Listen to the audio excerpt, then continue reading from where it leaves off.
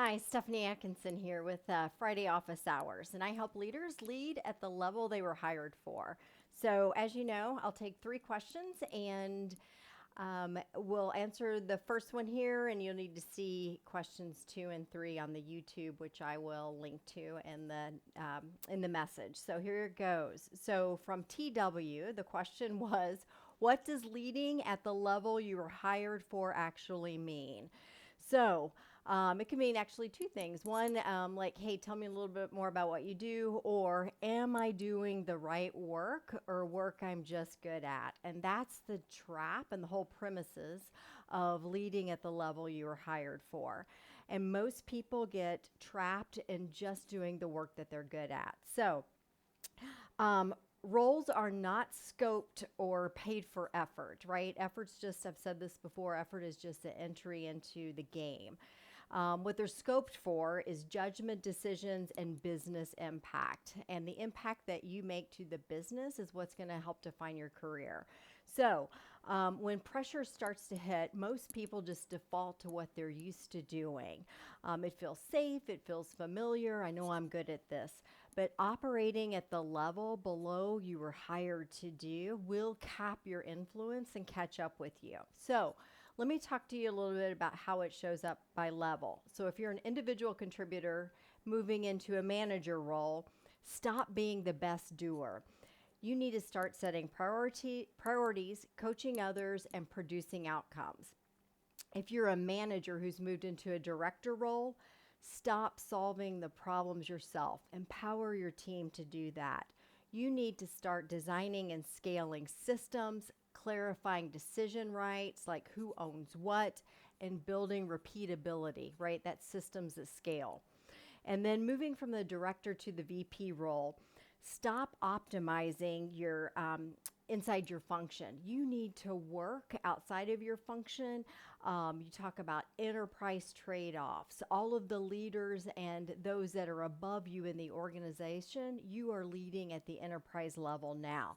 You need to do that in order to move the business. So, leading at the level you were hired for actually means aligning your time, decisions, and visibilities to how the business defines the value at that level that you were hired for.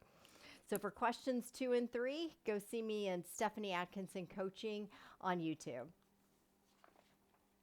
All right. The second question from MN is, how do I make my impact visible without sounding self promotional? So, you don't talk about yourself. You talk about decisions, trade offs, and outcomes. You're really talking about the business. So, visibility is not self promotion when it's framed around what decision was made, why it mattered to the business, and what changed as a result. So, you're not talking about your effort, right? When you're sharing what's happening with the business, you're talking about the thinking, and that's what lands at as leadership. So, when it's not done correctly, you're really focused on activity versus outcomes. A lot of people say, "How are you doing?" "Oh, we're busy." But you know what? Why don't you frame up what priorities you're working on, and just instead of just saying that you're busy?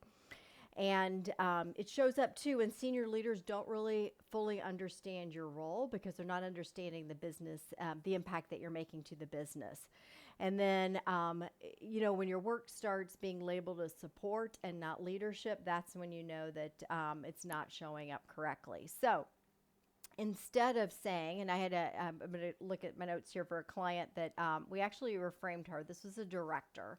She said, "My team closed out 5 initiatives this quarter," and got, no one knew. There was confusion about what that meant, and she got some feedback on that. So when it's done correctly, you're going to connect your work to the outcome. Right, and knowing what leaders really care about is going to make a difference. So, one way we talked about reframing that with my client, my team closed out 5 initiatives this quarter. It was, we prioritized 3 initiatives. So, right, there's decision quality in that reduce the risk. So you're seen as a leader who can make decisions and can weigh the risk and reward here. Heading into the holiday season and freed capacity for Q1 growth. Like that is very clear that this person is leading at the VP level when you can frame it up to that. So same work, but very different perception. So if someone asked you, why does this matter to the business? Your update should already answer that. So as you're going into conversations, ask yourself this: why does it matter to the business? And you'll know how to frame up how you want to present it. And then the third question comes from TH.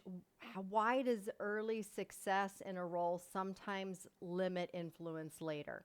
So I really talk about establishing boundaries and expectations and clarity in a role early, because if you don't, it becomes your brand. And most of us, myself, I did it as well. When you get into a new role, you want to really prove your value right away. Like, right, you hire the right person. We say yes to everything, say yes to quickly, we execute very personally, and we're highly responsive instead of taking the time on deciding what's going to matter to the business.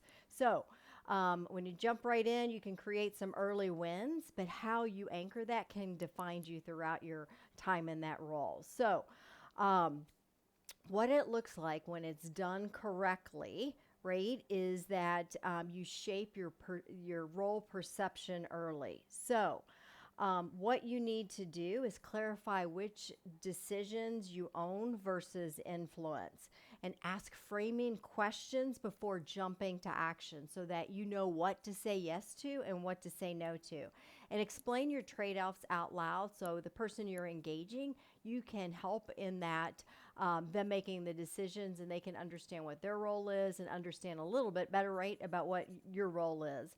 And really the way it shows up for my clients at the director level, it's about decision making, and at the VP level, it becomes about judgment, right, that impacts risk or reward for the business. So working with one of my VPs, we talk about, how do you frame up language? And one way is, if you're coming to a decision, if somebody comes with you, it's not actually you're not explaining the decision, but you're showing and explaining the judgment. So one language example could be, before we move forward, there are two paths here. One optimizes speed and the other reduces risks. Here's the trade-off I'm seeing. So you're really thinking at a higher level, an enterprise level, showing everybody the risk and the reward, but showing that you can make good clarity on judgment of the business impact. So what that signals and that explanation when you're trying to define your early success in a role is that, as at the VP level at least, right, that's about leadership judgment, not execution, because you've got a team of people who can do the execution. So if you don't define your role early in an organization, if you don't define it, your organizational will. And it really shows up in your first few weeks of behavior. So having a good handle on that early will help you in the long run, right? And how you operate as a leader, and not just in your job description. So across all three of these questions here, the pattern is really the same.